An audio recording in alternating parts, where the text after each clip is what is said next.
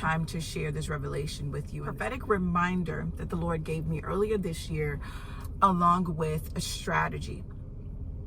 And so, as most of you know who follow the ministry, you know that the Lord has said this year of 5785, for those of us who follow God's calendar, for those of us who only follow the Gregorian calendar, you know that this is 2025. But according to God's calendar, we are in the year of 5785. Okay? So, number one, during the head of the year last year, during Rosh Hashanah last year, the Lord said that we're coming into a season that this will be the best of times and this will be the worst of times.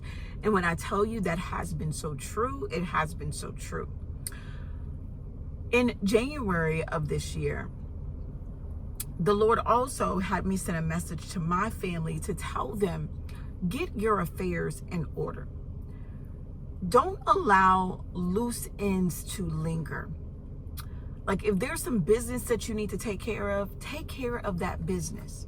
If there's some things you need to do, some appointments that you need to set, some counts you need to close, if there's whatever you need to do, do not allow unfinished business to linger in this season, because it will impact you.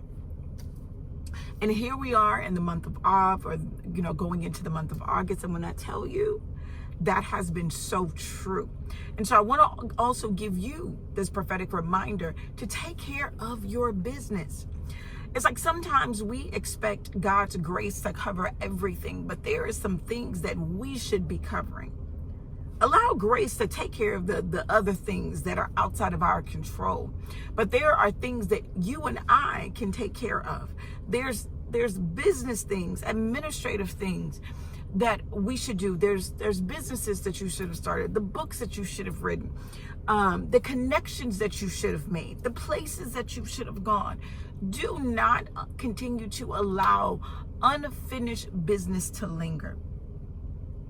Unfinished business to linger. I got a call or a message from a family member this morning, and when I tell you, it feels like it's been jab after jab or a right hook after however. I'm not a boxer, but it feels like it's been punch after punch after punch. And I'm sitting here in the car waiting on one of my family members to take care of some business that he needs to take care of. And the Lord said, make this video. And so after I got the call this morning, I went into prayer and I was like, Father, what is this? And he was like, you have forgotten the farmer's mindset. You have forgotten the farmer's mindset. Faith to sow, wisdom to wait, and power to reap. So many times we are so quick to sow. We're so quick to sow, but a good businessman, a good businesswoman plans. And so in this year, I tie that back to when the Lord said, take care of your business. Because if you take care of things that are lingering, it frees you up to handle the immediate fires, the small things that come up. Because how many of us know if we allow small things to pile up, eventually it will become a mountain. Eventually it'll become a real issue. Eventually it could potentially stop us in our track and hinder us from getting into position and into the places and walking through the doors that the Lord has already called us into. So I'm looking at my notes here. And I was writing and I said, Father, this is reminding me of the farmer. We have gotten out of the flow of the farmer. There's a cycle. Some people look at farmers and they think that they are, I don't want to say they're not successful, but when people look at farmers, they don't see them as, a lot of people don't aspire to be farmers, right?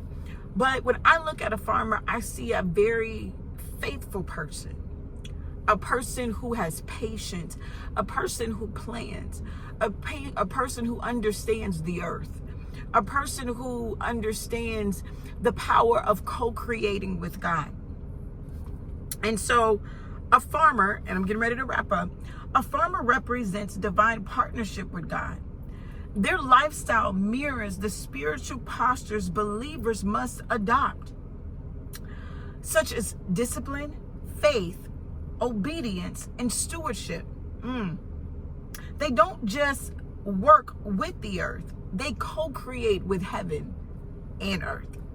All right, so I'll make a part 2 so I can give you the next. So go to the next video.